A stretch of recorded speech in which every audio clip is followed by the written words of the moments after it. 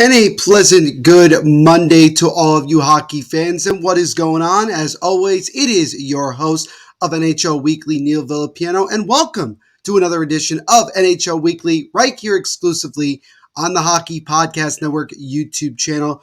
Do apologize for not having an episode out for you last week. Had some other things going on, but nonetheless, I am back this week, and I thank you guys as always for taking time out of your day to check these episodes out where we cover everything you need to know about what's going on in the hockey world, specifically in the National Hockey League. And while you're here, if you like what you see, do me a favor and leave a like on this video. Also subscribe and hit that notification bell so you get notified every time a new episode of NHL Weekly comes out right here on THPN's YouTube channel. As always, shout out to our sponsors over at DraftKings Sportsbook, the official sports betting partner of NHL Weekly, as well as the Hockey Podcast Network.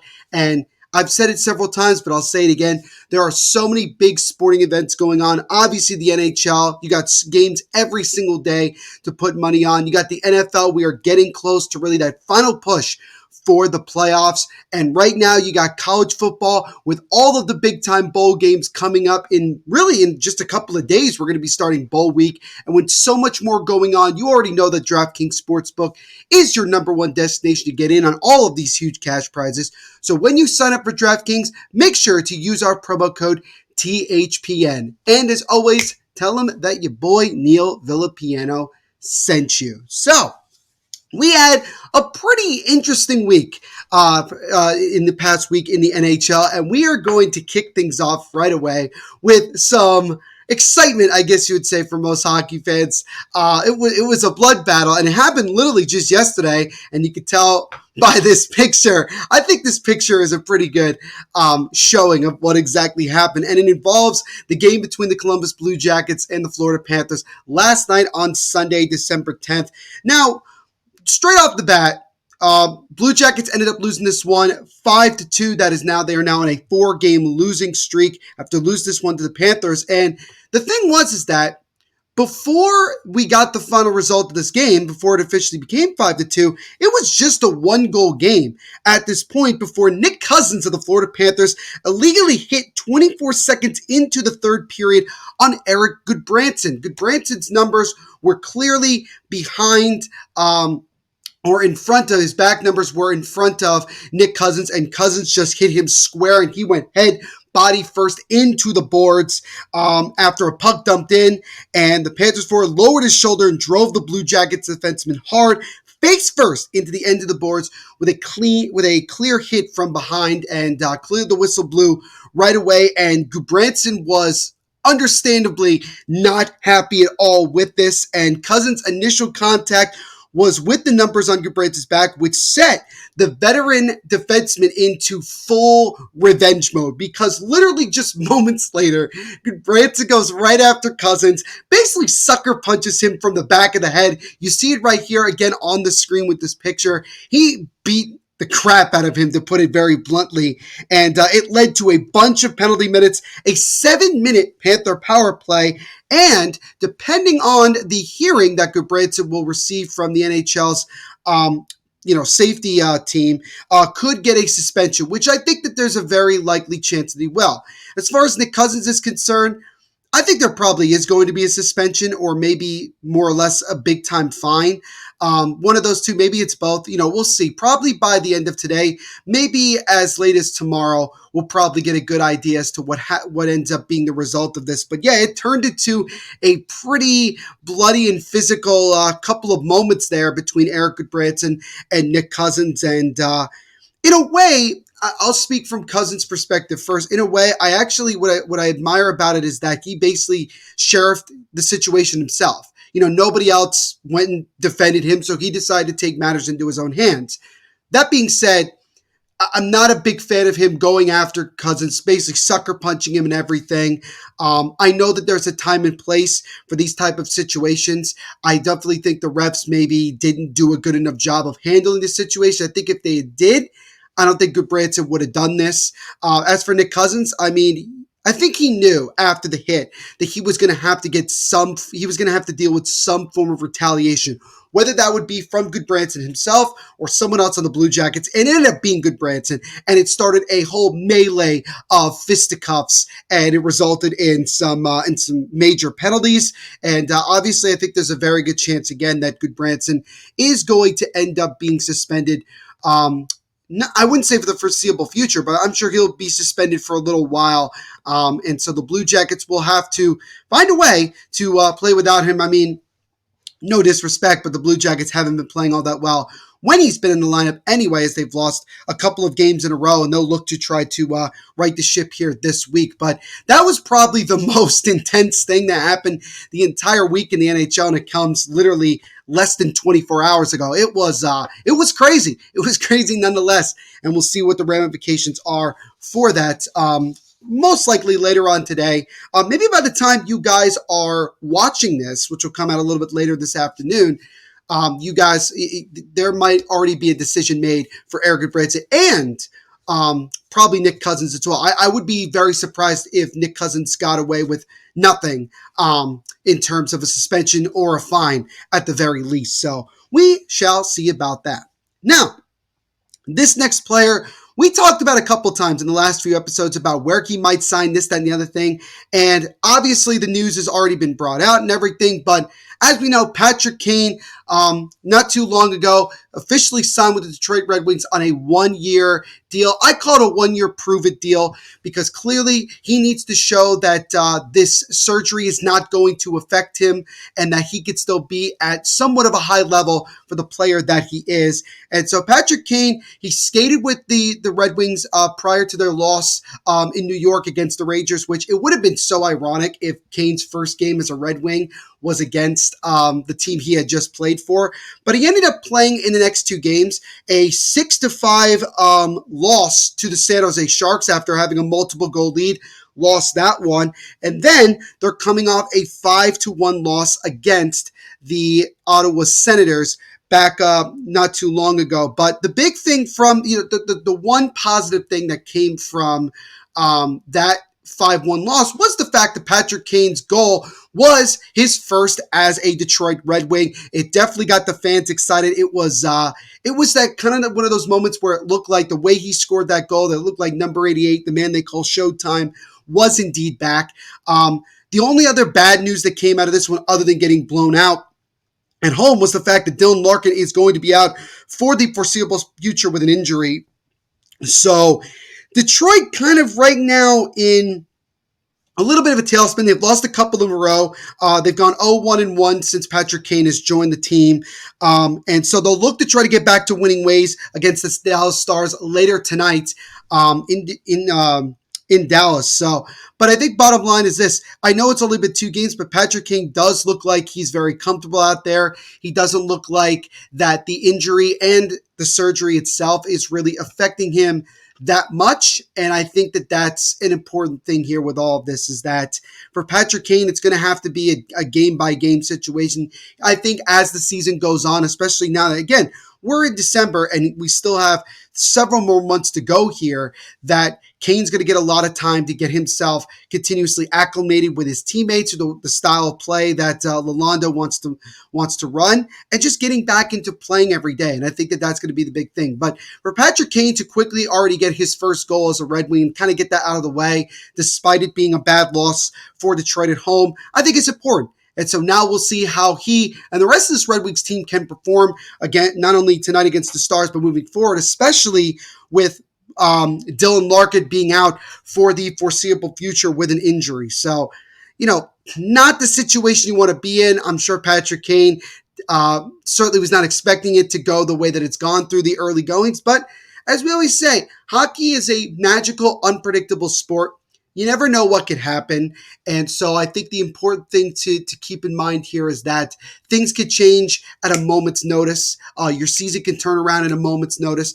And every game is an opportunity to get things rolling. And so we'll see if the Red Wings can do just that against the Dallas Stars later on tonight. So the next thing that I want to talk about, kind of staying in the Western Conference, is we have we absolutely have to talk about the red hot Edmonton Oilers. And if you remember earlier in one of the first episodes that we did for NHL Weekly, we talked a bunch about at the time, very struggling Edmonton Oilers who were really just not playing well. They eventually fired their head coach. It just seemed like the season was already lost. Now, fast forward to today, and the Edmonton Oilers are now winners of 7 in a row. 7 in a row. They are clearly the hottest team in the National Hockey League right now, and they have definitely dug themselves a pretty deep hole, particularly in the Pacific Division. They're still over 10 points behind, but they're slowly but surely getting back into at least a wild card race and putting themselves in a position where they could get back to looking like the Stanley Cup contender that we all expected them to be when the season got underway.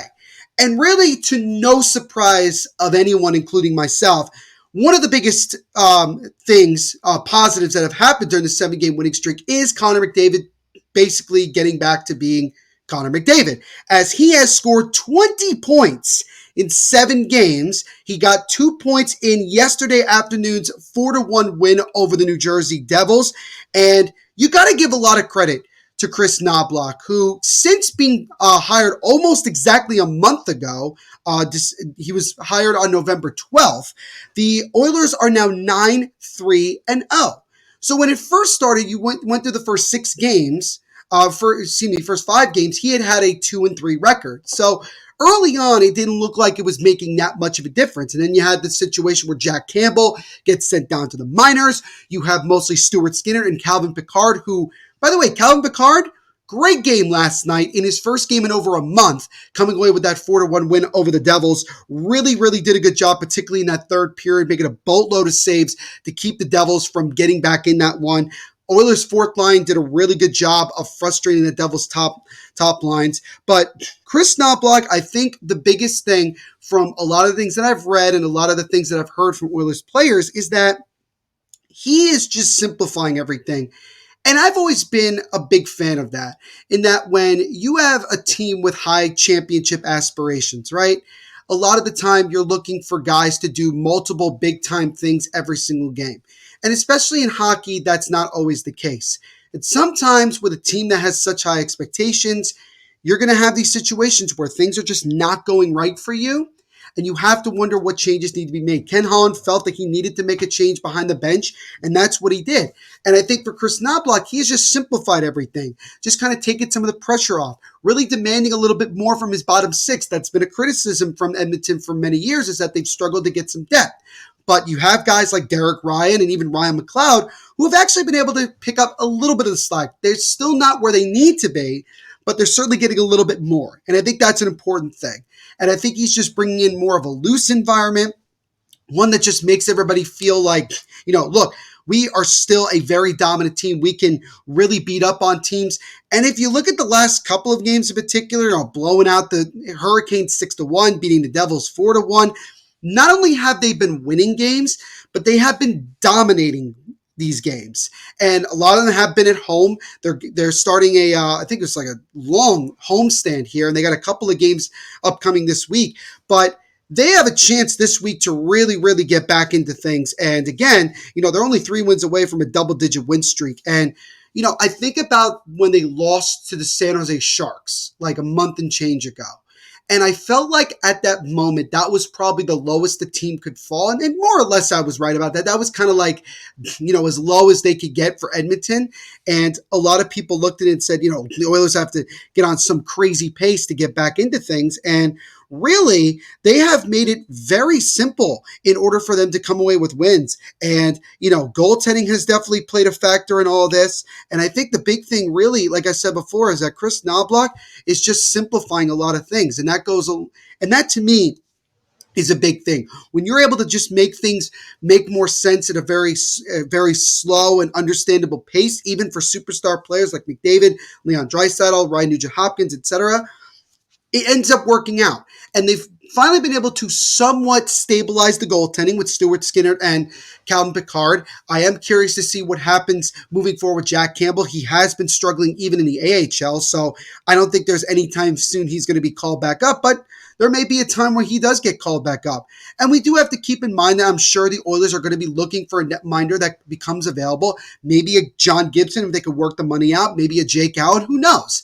But I think the bottom line here is that the Oilers have found a recipe for success, and as a result, it's given them, at the moment right now, a 7-game winning streak and really playing at the highest level that they can play at right now. So hats off to Chris Knobloch for doing a fantastic job so far. I think if he could keep this up, I'm not going to make a bold prediction, but I'm going to say if he could keep up this really good play for the Oilers, and let's say they find a way to get into the playoffs and all that stuff, I think you got to give him a really good chance to win Coach of the Year, because for him to come in this situation, granted, still fairly early, he came in about a month into the season, but for him to come in with the Oilers being, as below as they could be to where they are now playing at this level, is you got to give a lot of credit to Knobloch. Yes, they have a lot of talent, but sometimes you need the right coach to kind of put it all together. And so far, Chris Knobloch is already doing that, and he's already close to double-digit wins, and he hasn't even coached 15 games yet in the NHL. So really good job by him. So far, Ken Holland looks like he is pushing the right buttons, and hopefully for the Oilers, they can continue to do that here, not only this week, but moving forward throughout this season. Now, sticking with the Pacific Division, there is another team that has been surprising people of late, and that is, and I can't believe I'm saying it, the San Jose Sharks. Now, why am I bringing them up? Well, in case you've lived under a rock the last couple of weeks, the San Jose Sharks, let me just give you a quick backstory in case you don't know. They didn't get their first win of the entire season until November 7th, nearly a month into the year. If you remember, in October and even early November, 10-game losing streak. They looked like they were never going to even come close to getting themselves a win. It just looked like that they were about as bad as they could possibly be. But regardless of all of that, they were still able to find a way in the last several weeks, from the second to last week of November until now. They have been one of the more better teams. They're 5-1-2 in their last 8 games, and they have not only won games, but they've come back to win games. They had a dominant, and on this road trip in particular, which just finished up last night in Vegas, they went 6-3. They beat the New Jersey Devils in New Jersey 6-3, dominant win. They ended up losing 6-5 to the New York Rangers, but they came back and nearly tied it at the end. They came back from down 3 to beat the New York Islanders in New York, and then came back to win 6-5 against the Detroit Red Wings the following 2 nights later. And then to top that all off, they came back and forced overtime and then eventually a shootout in their shootout loss to the Vegas Golden Knights. So the San Jose Sharks have now created somewhat of an identity where they have become the comeback Sharks. And even though, again, they're still many points behind in terms of making a playoff spot and all that stuff, and we know that they're still arguably the worst team in the NHL, the fact that they have been able to get some signature, exciting wins to obviously keep the fans interested and also just really kind of create an identity is important. And when you're a rebuilding team and you're trying to create a culture and you're trying to create, reasons for why you want to convince guys to come here and stay here and all that stuff, winning games like that, especially on a long road trip across country for the most part, over multiple time zones, I think it's tremendous by David Quinn and that Sharks team, and just the combination of getting, different guys finding a way. Tomas Hertl has had a hat trick against the Islanders. He scored a big time goal against Detroit. You have other guys stepping up as well. Fabian Zetterlund, Anthony Duclair, guys like that. Kaapo Kähkönen as well as Mackenzie Blackwood, while not great in terms of giving up a boatload of goals, but coming up with the saves when you need them the most to find a way to win games. And so for the Sharks, they finally get to go home Tuesday night at home against the Winnipeg Jets. And I'm sure that the fans will give them somewhat of a standing ovation, because I think that this is definitely the most successful period so far for the San Jose Sharks. And they'll look to try to get their 6th win in the last 9 games when they take on, as I mentioned before, the Winnipeg Jets at home on Tuesday. But yeah, just a really, really impressive job from the comeback Sharks so far in these last couple of games. And we'll see how many more comeback wins they have in them before the season comes to an end. So we're down to our last kind of two topics here. And what we do have one bit of sad news, and that is Tony Granado, who is the brother of Don Granado, who actually who is the head coach of the Buffalo Sabres, unfortunately has been diagnosed with non-Hodgkin's lymphoma. He announced on Twitter yesterday he's been currently broadcasting with the Chicago Blackhawks. He's a former NHL player, has played boatload of games.